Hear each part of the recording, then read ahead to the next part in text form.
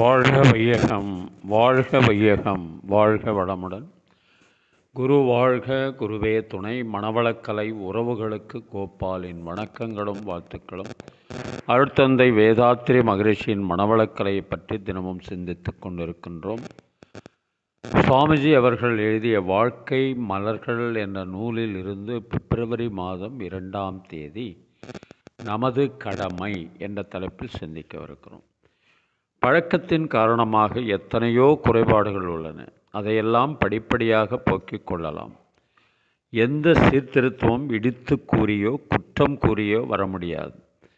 ஆகவே நலம் கூறி நலம் செய்து அதன் மூலமாகத்தான் தீமை ஒழிவதற்கு, வேண்டாமை ஒழிவதற்கு நாம் பார்க்க வேண்டும். நாம் செய்ய வேண்டியதெல்லாம் நல்லதை புகுத்த வேண்டியது என்ற முறையில் ஒவ்வொரு குடும்பத்திலேயும் மணவளக்கலையை கற்றுக் கொடுக்க வேண்டும். இதனால் மனம் ஒடுங்குகின்றது, அடங்குகின்றது, அறிவு நுட்பம் பெறுகின்றது. அந்த சிந்திக்கும் ஆற்றல், அறிவு, நுட்பம் இவை கிடைத்துவிட்டால் அவற்றின் கீழே பொக்கிஷம் போல அனைத்து நலன்களும் கிடைக்கும். எல்லா மனிதர்களுக்கும் தேவையான அத்தனையும் கிட்டும்.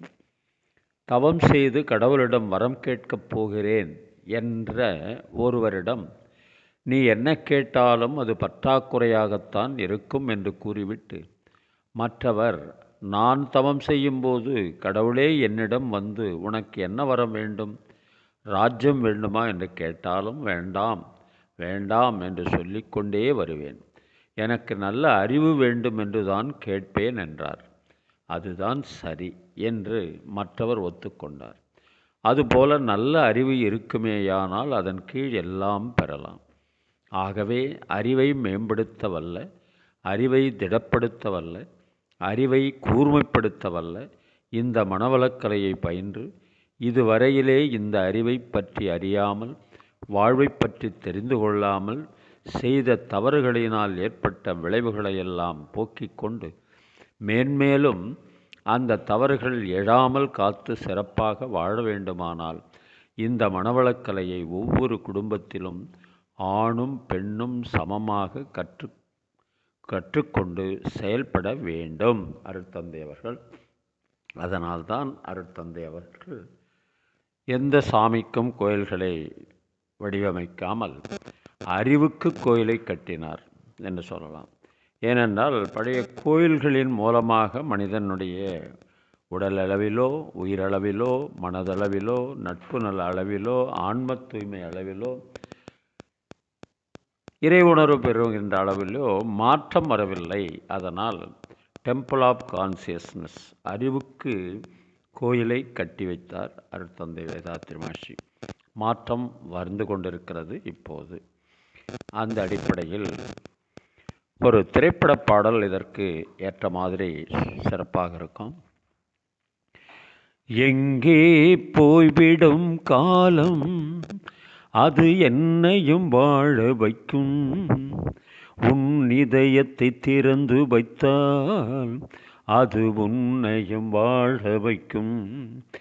எங்கே போய்விடும் காலம், அது என்னையும் வாழ வைக்கும்.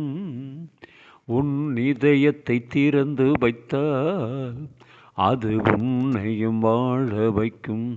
உள்ளதை சொல்லி நல்லதை செய்து வருவது வரட்டும் என்றிருப்போம். கண்ணீரெல்லாம் புன்னகையாகும், கடமையின் வழியில் நின்றிருப்போம். எங்கே போய்விடும் காலம், அது என்னையும் வாழ வைக்கும்.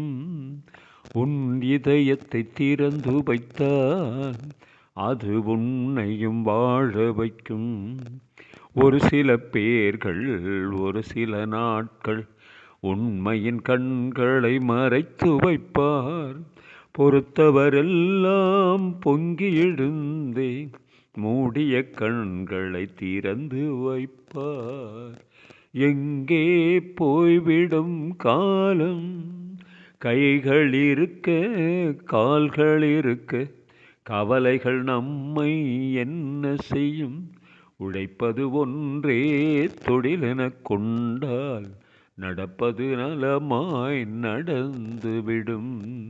எங்கே போய்விடும் காலம் அது என்னையும் வாழ வைக்கும்.